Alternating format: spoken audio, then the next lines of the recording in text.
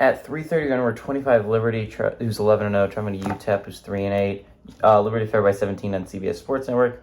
Caden Salter's been having a phenomenal year. He's gone 138 to 230, thrown for 2,409 yards, 28 touchdowns, 5 interceptions. Quentin Cooley on the ground has had 189 carries for 1,168 yards and 10 touchdowns. CJ Daniels is at 38 catches for 819 yards and 8 touchdowns. Cade McConnell for the Miners has gone 80 to 147, thrown for 1,273 yards, 6 touchdowns, 3 interceptions. Deion Hankins had 152 carries for 794 yards and 4 touchdowns. And Kelly Akira has had 43 catches for 924 yards and 7 touchdowns. These two teams have never played. Liberty's still in playoff eligibility, probably a name only, right? They need a lot to go their way. They can be eliminated if there's no upsets before them. So let me give you a rundown of what needs to happen if you're Liberty, right? There needs to be only 3 playoff eligible football teams for you to be able to sneak in.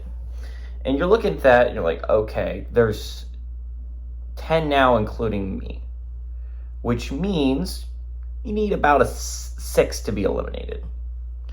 So what you need to happen is you need two conferences to be completely eliminated from play. Actually, 3 conferences completely eliminated from play. Because you're looking at it, when Ohio State and Michigan play, they're going to be undefeated versus undefeated. Whoever wins that game is going to go to the championship game. And even if they lose it, best case scenario, both those teams are one-loss teams. They're going to get in if everyone else loses. So Big Ten's a wash at this point if you're a Liberty fan. So someone's making it in from there if everything goes your way.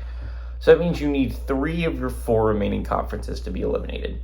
The Big 12 is the most obvious one. You just need Texas to lose one of its last 2 games. You don't desperately need Texas to lose this week because it can still lose next week and you're fine. But you do need some losses this week, right? Because if a one-loss plays a one-loss in the championship, whoever wins is still going to go.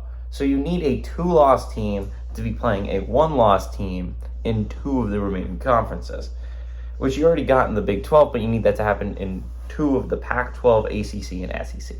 Pac-12 and ACC are probably your best bets. You're looking at it, Oregon State over Oregon, Washington State over Washington are big upsets, but they're not as crazy as trying to hope for Auburn over Bama and Georgia Tech over Georgia, right? They're big upsets, but they're at least, Oregon State over Oregon is conceivable. Those are pretty big rivals. Oregon State's a competent football team, and they pushed Washington to their limits last week. Washington State has a lot to play for.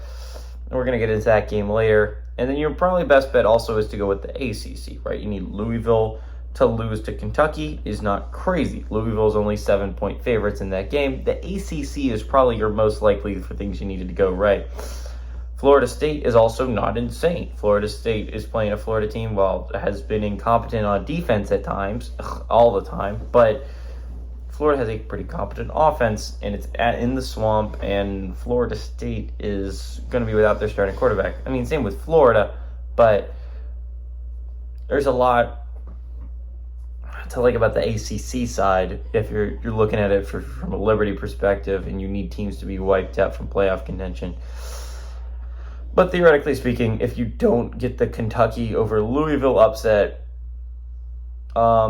or the Oregon State over Oregon upset before your game starts, then you've already been eliminated from playoff contention. That being said, Liberty's still a really good football team. They're still playing some impeccable football. I'm going to do their championship game regardless because as long as they're still undefeated, which I think they will be, Liberty, New Mexico State is going to be a really good matchup. And they're both really good football teams, and I would hate to not give them credit for a possible undefeated season in Liberty. I like Liberty.